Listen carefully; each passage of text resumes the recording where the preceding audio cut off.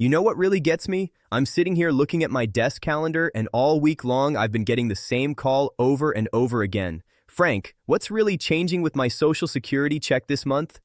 And here's the truth. Real changes just took effect. They impact over 75 million Americans, and almost nobody is explaining them in plain English. So that's exactly what we're going to do right now. Yes, the 2.8% cost of living adjustment kicked in with January payments. That pushed the average retirement benefit up by about $56 a month. Sounds good, right? But here's what nobody's advertising. If you're enrolled in Medicare, and most of you are, Part B premiums jumped roughly 10%, which means a big chunk of that raise disappeared before you ever saw it. So this isn't theoretical. This is real money not showing up in your bank account starting this month. Stick with me because we're going to break down exactly what these changes mean for your wallet and what you need to do about them. Here's what most people miss. Everyone treats this cost of living increase like a bonus. I've been doing this for over 30 years, and I've watched people make the same mistake again and again. The government calculates COLA using inflation data that doesn't match how retirees actually spend money. They look at the Consumer Price Index for urban workers, not retirees. Meanwhile, the things you spend money on, housing, medical care, prescription drugs, property taxes, those costs are rising faster than what the government measures. Gas might be cheaper, great. But when was the last time your medical bills went down? Now let's talk about what really hurts. Medicare Part A's hospital deductible jumped to $1,736. That's about $60 higher than last year. Think about this. You got a $56 monthly Social Security increase. One hospital stay wipes out an entire year of that increase. That's not security. That's barely staying afloat. And this is where a lot of people get burned. If you're under full retirement age and still working, the earnings limit increased to $24,280.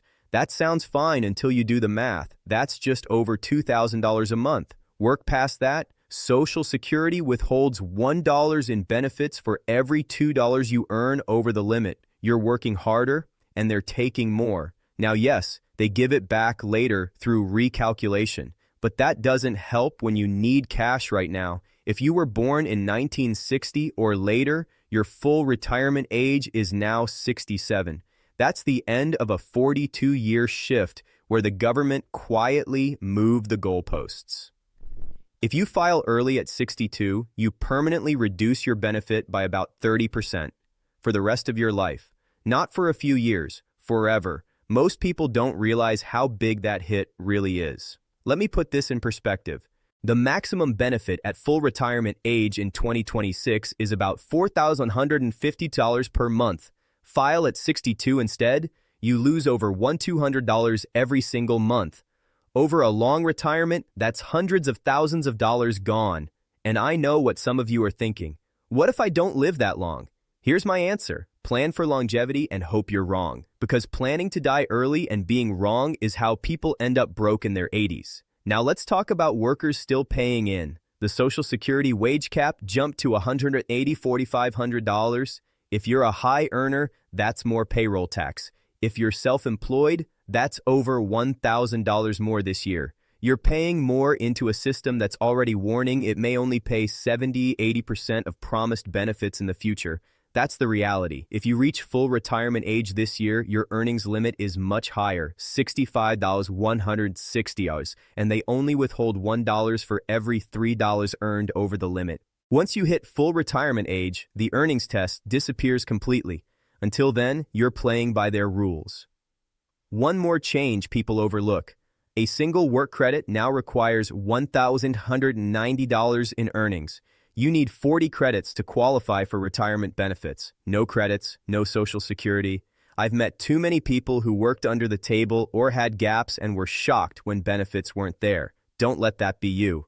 Part B premiums rose again, about $17.90 more per month for most people. So let's do the math. $56 COLA increase minus higher Medicare premiums leaves you with less than $40, and that's if you're paying the standard premium.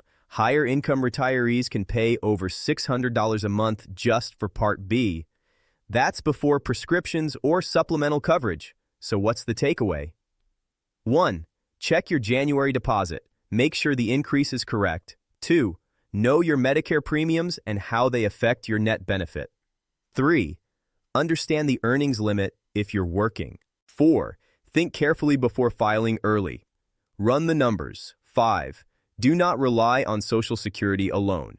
It was never meant to be your entire retirement. Social Security is changing, healthcare costs are rising, and retirement is more complicated than ever. But here's the good news. If you understand the rules and plan intentionally, you can still retire securely. Hope is not a strategy. Planning is. These changes aren't political. They're money in or out of your pocket. So take this seriously. Talk with your spouse. Talk with a qualified advisor. Make a plan.